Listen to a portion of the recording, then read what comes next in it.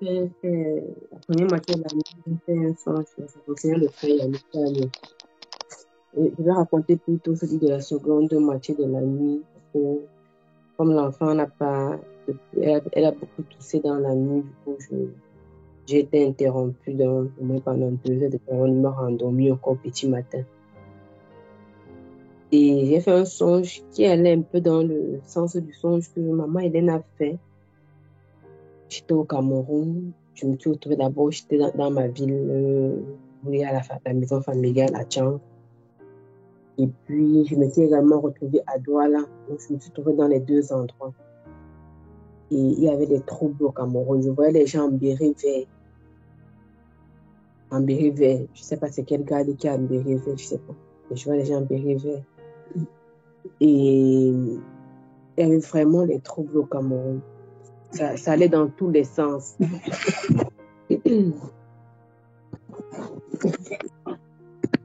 Une chose qui m'a marqué dans ces troubles-là, c'est qu'on utilisait les influenceurs. L'armée utilisait les influenceurs pour attraper les gens, pour attaquer les gens. Les influenceurs ont eu un grand rôle dans cette histoire, dans ces troubles-là. Et je me rappelle qu'il y a même un endroit où nous étions dans une pièce. Parce qu'une chose qui m'a marqué, c'est que malgré les troubles et l'agitation qu'il y avait, les bien-aimés continuaient à se réunir. C'est-à-dire qu'ils continuaient à sortir de leur maison et aller à la prière. Malgré le fait que c'était chaud dehors, les bien-aimés continuaient. Et je me rappelle qu'on était dans une pièce, je crois qu'on devait se mettre avec les bien-aimés là-bas. Il y a une influenceuse qui est entrée. Elle venait avec vraiment beaucoup de gentillesse et tout. C'était vraiment genre beaucoup de gentillesse. Et je me rappelle que j'ai commencé à soutenir que mes sujets de gentillesse, ce n'est pas simple. J'ai même eu je vais dire quoi, à entrer en interaction avec elle sur le plan physique, quoi. Au point où je ne sais pas si elle est morte ou bien quoi. En tout cas, toujours est-il que j'ai cherché une armoire là-bas. J'ai mis son corps dans une armoire fermée. Quand les gens entraient, elle était cachée dans une armoire là-bas pour qu'on ne sache pas ce qui s'est passé et tout. Donc, c'était vraiment beaucoup de troubles, beaucoup de troubles. Et vous voyez les gens, je vois le sang au sol, les gens couchés, le sang, les armes à feu et tout. Donc, je me suis réveillée, c'est quand le réveil a sonné que le songe s'est arrêté. Donc, c'est un peu ça, en résumé. Donc, à une première partie, j'étais d'abord dans ma ville natale, c'était toujours la même chose. Et l'autre partie, j'étais à Douala, là où il y avait des bien-aimés qui continuaient à se réunir malgré les troubles. Et c'était vraiment une chose centrale, c'était que c'était les influenceurs qui étaient les plus utilisés dans ces troubles.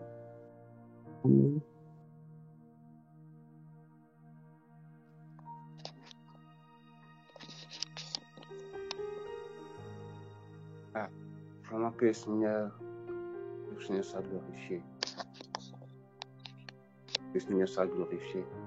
Parce que les songes, les troubles, que ce soit au niveau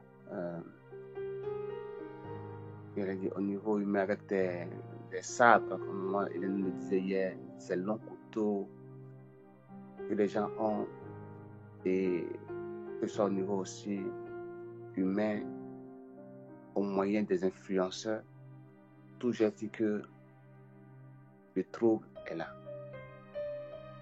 Et si l'Éternel ne garde ses enfants, ces troubles-là risquent de déstabiliser l'Église, de déstabiliser vraiment la foi de plusieurs.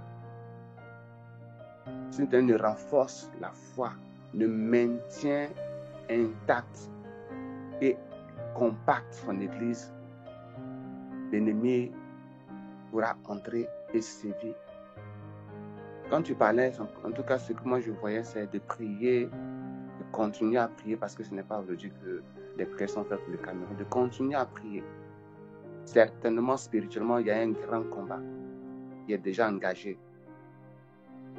Il y a un grand combat et nous savons tous que quand on se lève dans la prière par rapport à une nation, nous dérangeons. Nous dérangeons. Éphésiens chapitre 6 dit juste ceci.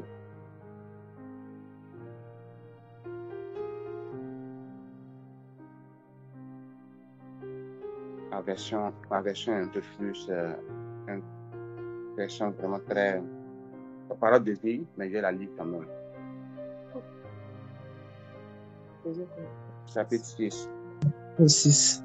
verset 12.